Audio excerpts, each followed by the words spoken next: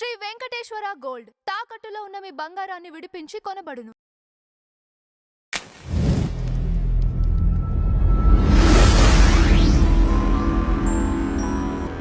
నమస్కారం రాజేష్ గారు. నమస్కారం. ఈడీ విచారణ తర్వాత విజయసాయి రెడ్డి గారు ప్రెస్ మీట్ పెట్టారు. సో దాంట్లో వెన్నుపోటు అంశాన్ని కూడా ఒకటి ప్రస్తావన తీసుకురావడం జరిగింది. ఆయన అక్కడ ఒక క్వార్టరీ అంటే ఆయన బాధ మొత్తం వ్యక్తం చేసినట్టు అనిపించిందండి. అంటే 2020 నుంచే నన్ను పక్కన పెట్టారు. సో ఇప్పుడు కూడా ఆయన డెసిషన్ మార్చుకోకపోతే రేపు 29లో కూడా గెలిచే అవకాశం లేదని చెప్పి స్పష్టంగా చెప్పడం జరుగుతుంది.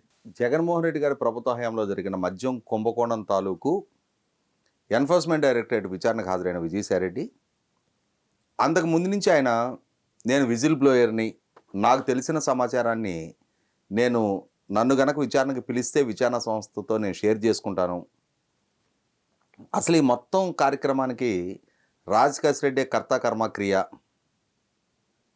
మా ఇంట్లోనే సమావేశాలు జరిగినాయి, సమావేశాల్లో పలానా వాళ్ళు పాల్గొన్నారు అని చెప్పని ఆయన ఎక్కడ దాచుకోకుండానే ఓపెన్గానే మద్యం కుంభకోణం జరిగిందని అడ్మిట్ అవుతూ ఉన్నారు. మద్యం కుంభకోణంలో ఎవరెవరు ప్రమేయం ఉంది అని చెప్పని ఆయన ఆరోపిస్తున్నారో వాళ్ళందరినీ దోషులుగా ఆల్రెడీ సిట్ కూడా నిర్ధారించి వాళ్ళందరినీ అరెస్టులు చేసి జైలు కూడా పంపించింది. అంటే ఇవాళ విజిల్ బ్లోయర్గానే తన వంతు తాను పాత్ర పోషిస్తున్నాడు అనేది ఖచ్చితంగా నిర్ధారణ అవుతానే ఉంది. తాను అసలు సిసల సమాచారాన్ని షేర్ చేస్తున్నట్టుగానే కన్ఫర్మ్ అవుతూ ఉంది. ఇక్కడ గమనించుకోవాల్సింది ఏంటంటే బేసిక్ కామన్ సెన్స్. ఇవాళ పాలకుడిగా జగన్మోహన్ రెడ్డి గారు ఉండి ఆయన ప్రభుత్వ హయాంలో జరిగిన ఒక విధాన నిర్ణయం అంటే రాష్ట్ర మద్యం పాలసీని పూర్తి స్థాయిలో ఆల్టర్ చేశారు. అప్పటి వరకు అమల్లో ఉన్న అంటే బెవరేజెస్ కార్పొరేషను డిస్టిలరీస్ నుంచి మద్యం కొనుగోలు చేస్తుంది. ఆ మద్యాన్ని బెవరేజెస్ కార్పొరేషను రీటైల్ వ్యాపారం నిర్వహిస్తున్న వైన్ షాప్ ఓనర్లకి, ఎవరు వైన్ షాప్ ఓనర్లు? ప్రైవేట్ వ్యక్తులు. ప్రభుత్వం ప్రతి షాపుని ఓపెన్గా టెండర్లలో ఆ హయ్యెస్ట్ బిడ్డర్కి ఆ షాపుని కేటాయించుతూ వాళ్ళకి కావాల్సిన ముడిసరుకు అంటే వాళ్ళు అమ్మే లిక్కర్ బాటిల్స్ ప్రభుత్వమే అధికారికంగా సప్లై చేస్తుంది. ప్రభుత్వం దగ్గర తప్ప వాళ్ళు వేరే ఎవరి దగ్గర కొనడానికి వీల్లేదు. అటువంటి లిక్కర్ పాలసీని జగన్మోహన్ రెడ్డి గారి ప్రభుత్వం, అసలు ప్రైవేట్ వ్యక్తుల ప్రమేయమే లేదు. ఇప్పటివరకు హోల్సేల్ వ్యాపారాన్ని నిర్వహిస్తున్న ప్రభుత్వమే ఇక ముందు రీటైల్ వ్యాపారం కూడా వాళ్ళే నిర్వహిస్తారు. అంటే ప్రభుత్వమే షాపులు మెయింటైన్ చేస్తుంది. ప్రభుత్వ ఉద్యోగులు షాపుల్లో సేల్స్ విభాగాన్ని వాళ్ళు పర్యవేక్షిస్తారు.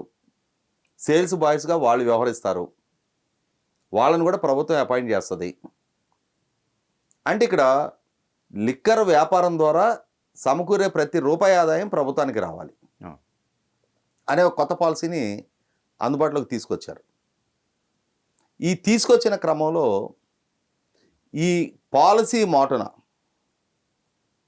బెవరేజెస్ కార్పొరేషను డిస్టిలరీస్ నుంచి కొనుగోలు చేయాల్సిన బ్రాండ్లు, ఏ బ్రాండ్లు అయితే డిస్టిలరీస్ నుంచి బెవరేజెస్ కార్పొరేషన్ కొనుగోలు చేస్తుందో ఆ బ్రాండ్లనే షాపులకు సప్లై చేయాలి. అలా చేసే క్రమంలో అప్పటి వరకు అమల్లో ఉన్న బ్రాండ్లు మొత్తాన్ని పక్కకు జరిపేసి కొత్త బ్రాండ్లని కొత్తగా డిస్టిలరీస్ నుంచి బెవరేజెస్ కార్పొరేషన్ కొనుగోలు చేసి ఆ చేసే క్రమంలో ఆ సప్లయర్స్గా ఉన్న డిస్టిలరీస్ నుంచి బెవరేజెస్ కార్పొరేషన్ జరిపే ప్రతి కొనుగోలు మీద వాళ్ళు మాట్లాడుకున్న మామూళ్ళు అంటే ఆర్డర్ ప్లేస్ చేసినందుకు, ఆ ప్లేస్ చేసిన ఆర్డరు వాళ్ళు ఎగ్జిక్యూట్ చేసినందుకు ప్రభుత్వం నుంచి వాళ్ళకి చెల్లింపులు చేసిన క్రమంలో ఈ ఆర్డర్ ప్లేస్ చేసేందుకు గాను అధికారులకి, నాయకులకి మామూళ్ళు ఇవ్వబడ్డాయి. ఆ ఇచ్చిన మామూళ్ళు 5 సంవత్సరాల టెన్యూర్లో దాన్ని క్వాంటిఫై చేస్తే సుమారుగా 3,500 కోట్ల రూపాయలుగా నిర్ధారణ అయింది. దీని వెనక ఉన్న వ్యక్తులు ఎవరు, శక్తులు ఎవరు అని విచారం జరుగుతూ ఉంది. ఈ జరుగుతున్న క్రమంలోనే విజయసాయి రెడ్డి గారు ఆయన కూడా ఈ పాలసీ రూపకల్పనలో సమావేశాల్లో పాల్గొన్నాడు, ఆయన ఇంట్లోనే సమావేశం జరిగింది అని చెప్పని ఆయన్ని కూడా కేసులో అక్యూజర్గా చూపించారు. కానీ ఆయన విచారణ సంస్థకు సహకరిస్తూ ఉన్నాడు. విచారణ అధికారులకి తనకు తెలిసిన సమాచారాన్ని వాళ్ళకి హ్యాండ్ ఓవర్ చేస్తూ ఉన్నాడు. కాబట్టి ఆయనకి ముందున్న అక్యూజ్డ్ని అరెస్ట్ చేశారు, ఆ అక్యూజ్డ్ లిస్టులో ఆయన తర్వాత ఉన్న వాళ్ళని అరెస్టులు చేశారు. కానీ విజయసాయిరెడ్డిని మాత్రం సిట్ అరెస్ట్ చేయలేదు. కారణం ఏంటి అంటే నిన్న ఆయన నేను అప్రూవర్గా మారలేదు, మారిపోను అని చెప్తున్నాడు. కానీ అప్రూవర్గా మారాడు కాబట్టి ఆయన అరెస్ట్ జరగల. విచారణ సంస్థకి పూర్తి సమాచారాన్ని అందిస్తున్నాడు కాబట్టి ఎవరెవరు ప్రమేయం ఏంటి, ఎవరెవరికి ఎంత డబ్బులు ముట్టాయి, ఏ డిస్టిలరీ నుంచి ఎంత డబ్బులు ముట్టినాయి, ఈ డబ్బులు ఎవరు కలెక్ట్ చేశారు, ఎవరు పంపిణీ చేశారు, ఎవరెవరికి ఎక్కడెక్కడ పెట్టుబడుల రూపంలో ఇన్వెస్ట్ చేయబడ్డాయి, ఎలా విదేశాలకు తరలించారు, ఈ మోడల్స్ మొత్తాన్ని అతను ఓపెన్గా రివీల్ చేస్తూ ఉన్నాడు. రివీల్ చేస్తూ నిన్న కొన్ని రాజకీయ విమర్శలు కూడా విచారణ అనంతరం విలేకరులతో మాట్లాడుతూ అతను చేయడం జరిగింది. తనకు ఆ పార్టీలు ఎదురైన అవమానాలు, జగన్మోహన్ రెడ్డి చుట్టూ ఉన్న కోటరీ, వాళ్ళు వ్యవహరిస్తున్న తీరు, ఇలా కోటరీ కనుక జగన్మోహన్ రెడ్డి గారు వీళ్ళని కొనసాగించిన పక్షంలో రేపు మళ్ళీ ఆయన పాదయాత్రలు చేసినా కూడా దండగా మళ్ళీ తిరిగి అధికారంలోకి రావడం సాధ్యం కాదు.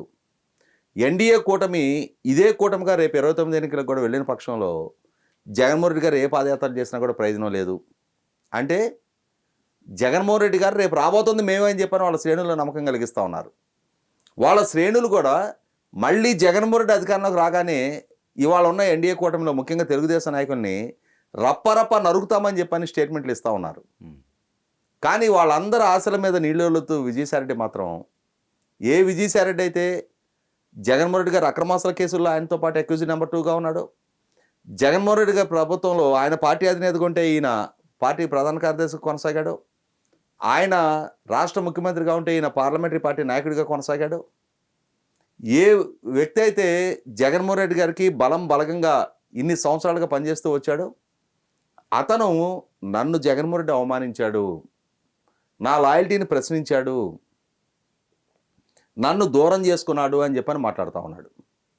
ఇక్కడ విజయసాయిరెడ్డికి ఎదురైన అనుభవం చూస్తే నాకైతే ఏం కొత్తగా అనిపించలే. కారణం ఏంటి అంటే జగన్మోహన్ రెడ్డి తాను అక్రమాస్తుల కేసులో అరెస్ట్ అయ్యి జైల్లో ఉన్న సందర్భంలో తాను కాంగ్రెస్తో విభేదించి కొత్తగా ఏర్పాటు చేసుకున్న పార్టీ, ఆ పార్టీలో తన తల్లి ఎమ్మెల్యేగా తాను ఎంపీగా తప్ప ఇంక వేరే ప్రజాప్రతినిధులు కూడా ఎవరు లేని సందర్భంలో తాను అరెస్ట్ అయ్యి జైల్లో ఉన్న నేపథ్యంలో అసలు ఈ పార్టీ ఇక బతికి బట్టకట్టే స్కోప్ ఉందా, మనుగడ సాగించడానికి ఆస్కారం ఉందా, కొత్తగా ఏర్పాటైన పార్టీ, ఆ పార్టీ అధినేత మీద ఇన్ని వేల కోట్ల రూపాయల అక్రమాస్తులకు సంబంధించిన అవినీతి ఆరోపణలతో అతను అరెస్ట్ అయ్యి జైల్లో ఉన్నాడు అని ఈ పార్టీ భవిష్యత్తే ప్రశ్నార్థకంగా మారుతున్న సందర్భంలో ఆ పార్టీకి బలగంగా నిలబడి ఆ పార్టీని కాపాడింది జగన్మోహన్ రెడ్డి గారి చెల్లెలు షర్మిల.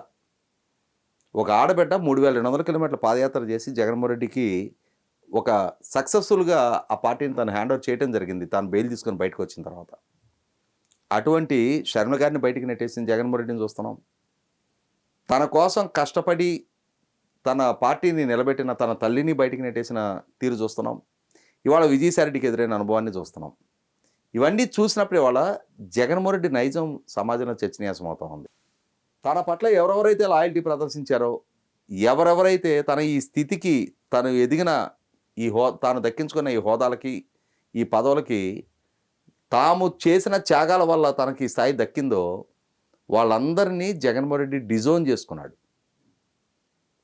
అది వాళ్ళ విజయసాయిరెడ్డి వల్ల కూడా స్పష్టమవుతూ ఉంది. కాబట్టి వాళ్ళ విజయసాయిరెడ్డి అక్కడ ఇంటర్నల్గా ఏం జరుగుతుంది అన్న అంశాన్ని, అసలు జగన్మోహన్ రెడ్డి నైజాన్ని, జగన్మోహన్ రెడ్డి మనస్తత్వాన్ని, అతని సామర్థ్యాన్ని, తానే ముఖ్యమంత్రి కానీ తన ప్రభుత్వంలో జరిగిన అవినీతి గురించి తనకు తెలియలేదు అని అంటే, ఇన్ని వేల కోట్ల రూపాయల అవినీతి ఇన్ని సంవత్సరాల పాటు జరిగితే దాన్ని కనీసం మాత్రం పసిగట్టలేకపోయాడు అని అంటే అది జగన్మోహన్ రెడ్డి పాలకుడిగా తన అసమర్థతను బయటపెట్టుకున్నట్టు.